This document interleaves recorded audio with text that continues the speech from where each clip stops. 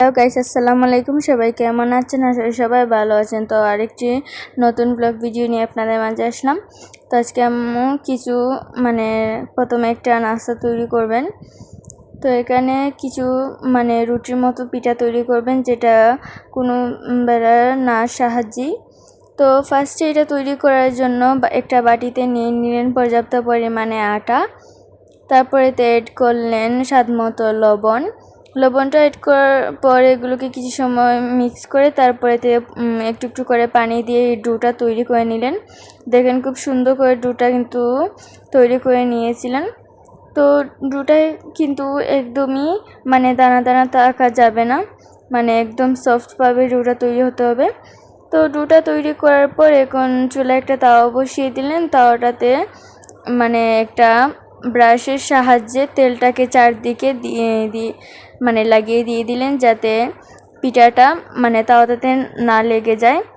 তো এবার এই পিঠাটাকে অল্প অল্প করে চারদিকটা দিয়ে দিলেন। তো বেশিও কিন্তু দেওয়া যাবে না, আবার গায়ে একটু বেশি হয়ে গেলে আবার খেতে কিন্তু মজা লাগবে না। আর একটু যত পাতলা হবে ততই কিন্তু একটু খেতে মজা লাগবে। তো এটাকে এইভাবে সুন্দর করে দিয়ে দিচ্ছেন, আপনারা তো দেখতেই পাচ্ছেন ক্যামেরার মাঝে। তো এবার এটাকে এইভাবে উল্টে পাল্টে কিছু সময় ভেজে নেবেন। তো দেখেন আমাদের এটা ভাজা হয়ে গেছে। তো এগুলো বেশি ভাজলে কিন্তু মজা লাগে না, কেননা বেশি ভাজলে একটু পুরা পুরা হয়ে যায়, আর পুরা পুরা খেতে একটু তেতো তেতো লাগে। আর এমনি কিন্তু এটা খেতে অসম্ভব মজা, আপনারা কিন্তু বাসায় ট্রাই করবেন।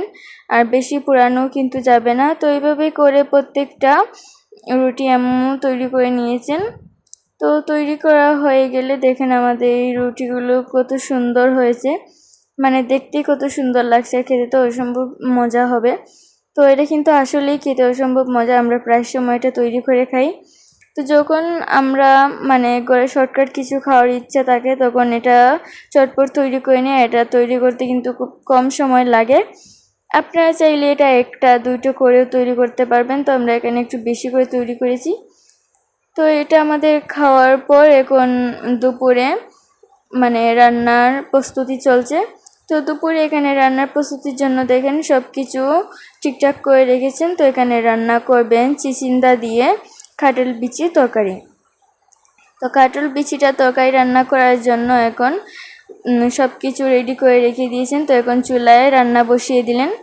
তো এখানে দিয়ে দিলেন 2টা শুকনা ভাজা মরিচ।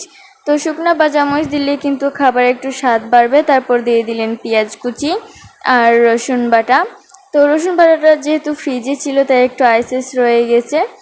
তারপর এটা দিয়ে দিলেন, কেননা এখন আমাদের রান্নার দরকার, প্রচুর বেলা হয়ে গেছে। তারপর এটা দেওয়ার পর এখন দিয়ে দিলেন মশলাতে আছে লবণ, মরিচ, হলুদ আর ধনিয়ার গুঁড়া, এই মশলাগুলো। তো মশলাগুলো দেওয়ার পর কিছু সময় মশলাগুলোকে কষানো হয়ে গেলে তারপর দিয়ে দিলেন কাঁচামরিচ। তো এখানে কিন্তু একটু বেশি জাল হয়েছে তরকারিটাতে, তাও কিন্তু আমরা আরও একটু বেশি জাল খাই। যাই হোক, এই ধরনের জাল আমরা সবসময় খেয়ে থাকি। তো মশলাটা কিছু সময় নাড়াচাড়া করার পর যে কাটলের বিচিটা কেটে খোসা ছাড়িয়ে রেখেছিলেন ধুয়ে, ওই কাটলের বিচিটা দিয়ে দিলেন। কাটলের বিচিটা দেওয়ার পর কিছু সময় নাড়াচাড়া করে ঢাকনা দিয়ে ঢেকে রেখে দিলেন। ঢাকনাটা উঠিয়ে আবার কিছু সময় ভালো করে নাড়াচাড়া করে দিয়ে দিলেন। তারপর দিয়ে দিলেন চিচিন্দা। তো এগুলো কিন্তু আগে ভালো করে কেটে ধুয়ে রেখেছিলেন। তো এইরকমভাবে কেটে খেলে কিন্তু এটার স্বাদ একটু অন্যরকম লাগে। তো আপনারা কিন্তু এটা আপনাদের বাসায় ট্রাই করবেন, আর যদি ট্রাই করেন অবশ্যই আমাদের কমেন্টে জানাবেন। তারপর আর কি, দেখতেই তো পাচ্ছেন কীভাবে রান্না করছেন। তো যারা দেখতে পাচ্ছেন না তারা আবার ভিডিও দেখেন না, কেননা এটা কোনো কানাদের ভিডিও না। তো এখানে আবার সব কিছু দিয়ে তারপর এগুলোতে পর্যাপ্ত পরিমাণে জুলও দিয়ে দিলেন। তো জুলটা দেওয়ার পর এখন এতে আমাদের রান্নাটা প্রায় হয়েই এসেছে। তারপর লাস্টে ধনিয়া পাতা দিয়ে দিলেন। ধনিয়া পাতাটা দেওয়ার পর এখন আরও কিছু সময় এটাকে ঢাকনা দিয়ে ঢেকে রেখে দিবেন। তো দেখেন আমাদের রান্নাটা তৈরি হয়ে গেছে। তো আজকে আমাদের ভিডিওটি আপনার কাছে কেমন লেগেছে অবশ্যই কমেন্টে জানাবেন। আর ভালো লাগলে চ্যানেলটি সাবস্ক্রাইব করে যাবেন, আমাদের পাশে থাকবেন। আজকে এখানে বিদায় নিচ্ছি।